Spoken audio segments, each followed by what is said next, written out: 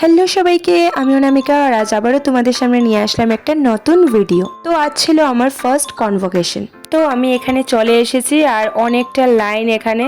তো এই যে এখানে দেখতে পাচ্ছ 23 থার্ড কনভোকেশন, এখানেই আমাদের কনভোকেশন হবে। তারপর আমরা সোজা চলে গেলাম আমাদের ড্রেসটা নিতে। দেখো ড্রেসটা নেওয়াও হয়ে গেছে আর এটাই হলো আমাদের ড্রেস।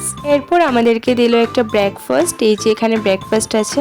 তারপর আবারও সেই লাইন ধরা, মানে সারাটা দিন শুধু লাইন ধরেছি আর কিছুই না।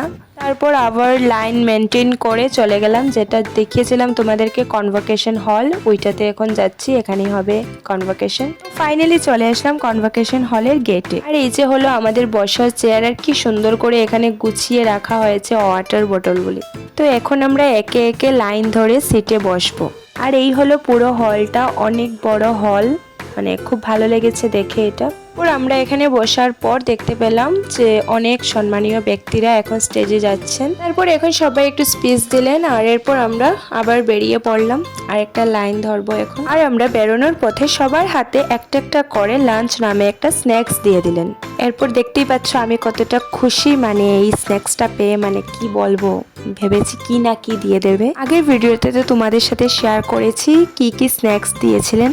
আর এখানে অনেকটা সকাল ধরে গার্জিয়ানরা ওয়েট করছিলেন, কারণ ভিতরে গার্জিয়ান এলাও ছিল না।